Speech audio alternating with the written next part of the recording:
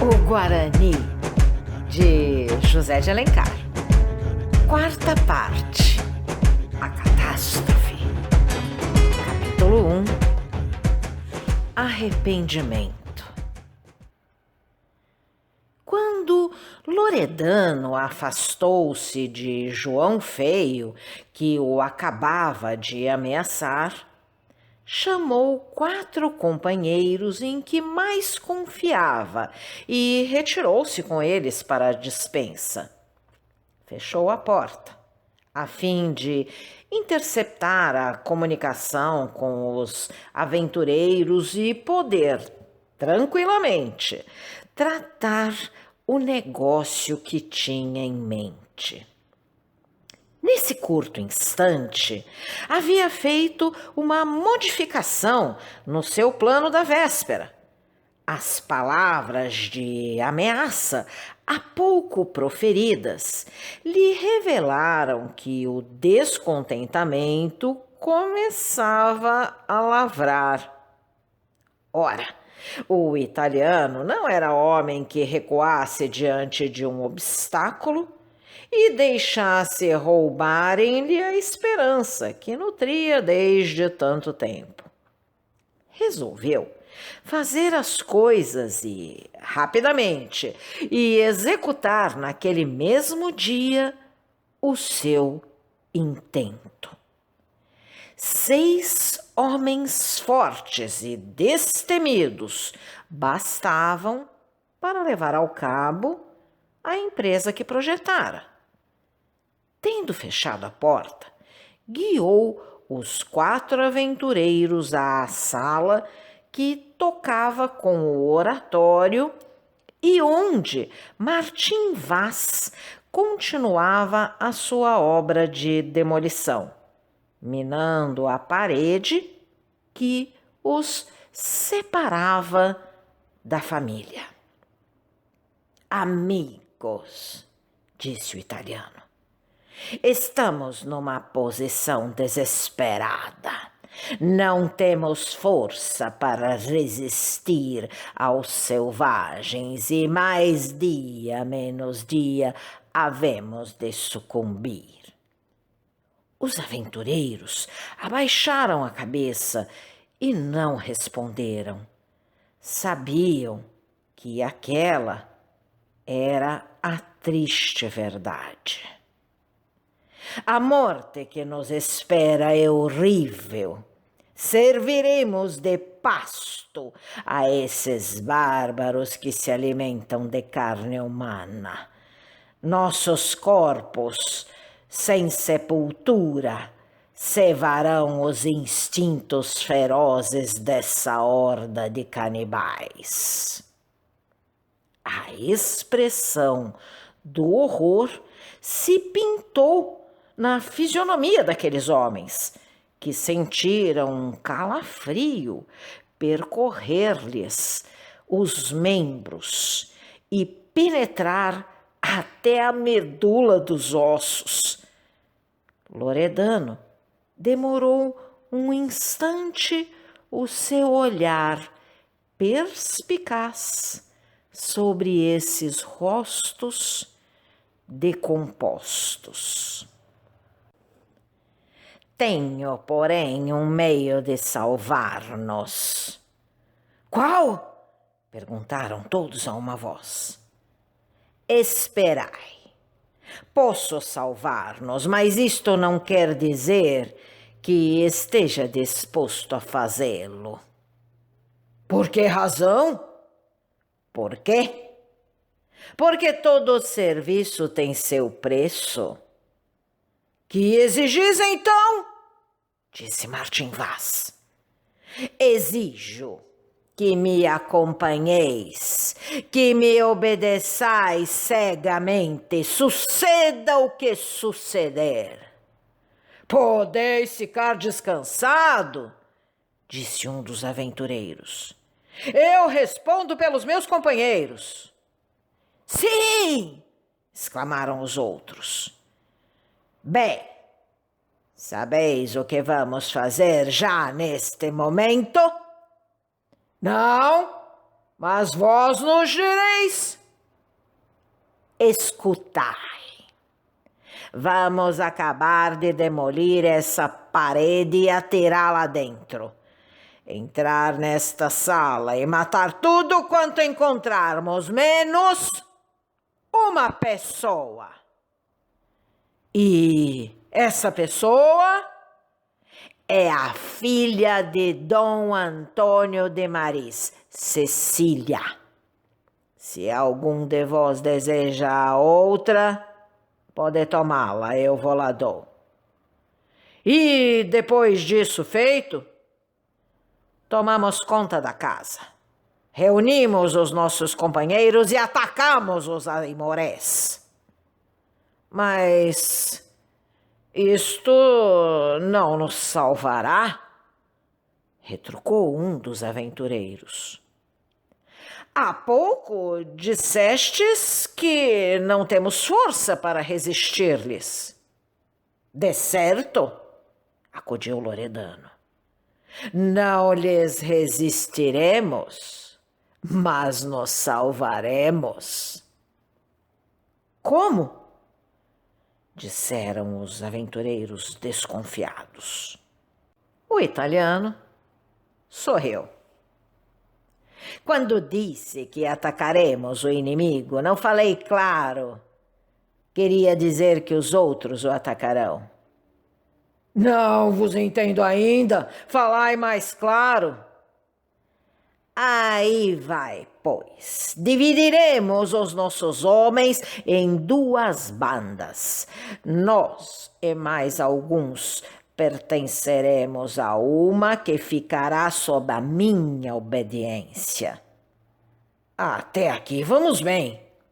Isto feito, uma das bandas sairá da casa para fazer uma sortida, enquanto os outros atacarão os selvagens do alto do rochedo. É um estratagema já velho e que deveis conhecer, meter o inimigo entre dois fogos. Adiante! Continuai! Como a expedição de sair é a mais perigosa e arriscada, tomo-a sobre mim. Vós me acompanhais e marchamos. Somente, em lugar de marchar sobre o inimigo, marchamos sobre o mais próximo povoado. Oh! Exclamaram os aventureiros. Sob pretexto de que os selvagens podem cortar-nos a entrada da casa por alguns dias, levamos provisão de víveres. Caminhamos sem parar, sem olhar atrás, e prometo-vos que nos salvaremos. Uma traição! Gritou um dos aventureiros. Entregarmos nossos companheiros nas mãos dos inimigos. Que quereis? A morte de uns é necessária para a vida dos outros. Este mundo é assim e não seremos nós que o havemos de emendar. Andemos com ele. Nunca! Não faremos isso. É vilania. Bom, respondeu Loredano friamente. Fazei o que vos aprouver. Ficai. Quando vos arrependerdes, será tarde. Mas ouvi. Não conteis comigo já. Julguei que falava a homens a quem valesse salvar a vida. Vejo que me enganei. Adeus. Se não fora uma traição. Que falais em traição? Replicou o italiano com arrogância.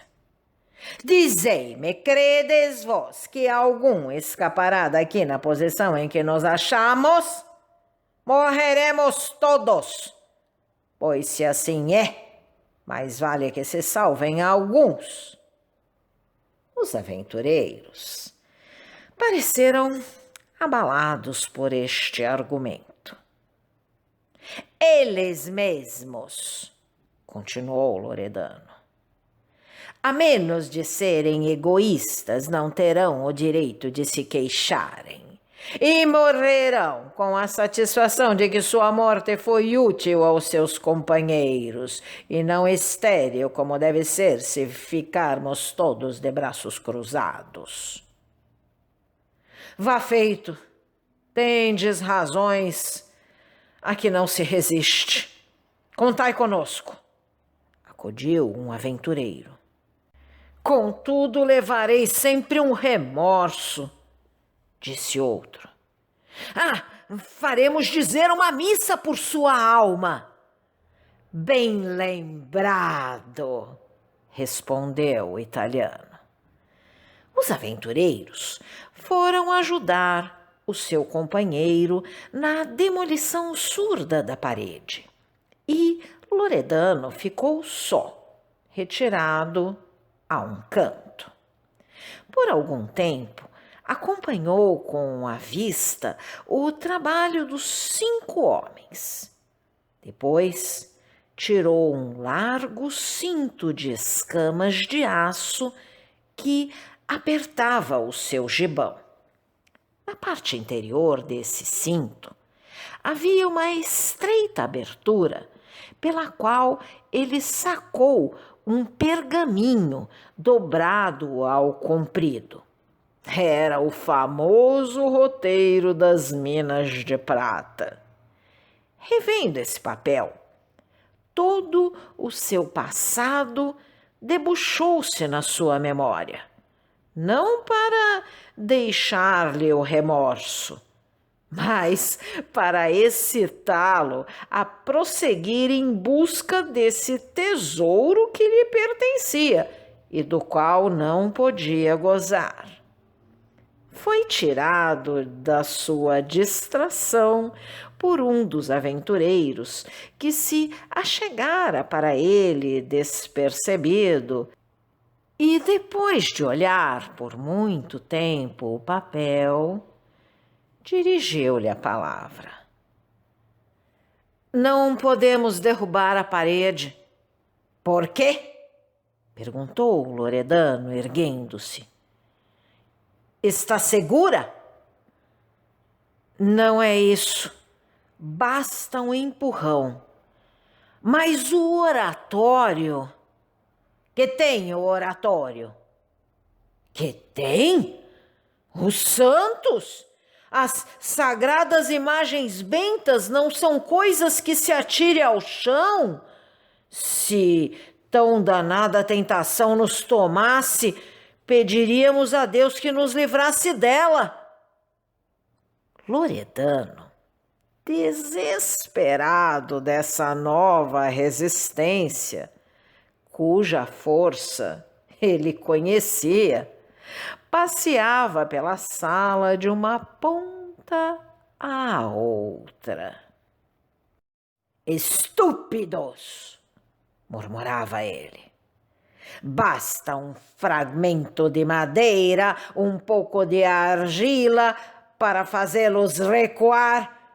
E dizem que são homens, animais sem inteligência, que nem sequer têm o instinto da conservação. Alguns momentos decorreram.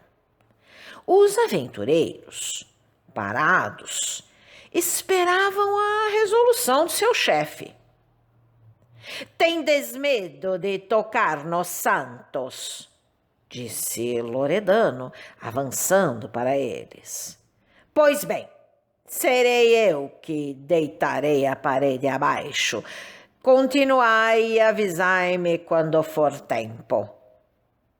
Enquanto isto se passava, o resto dos aventureiros que ficara no alpendre ouvia a narração de João Feio, que lhes comunicava as revelações de Mestre Nunes. Quando eles souberam que Loredano Era um frade que abjurara dos seus votos.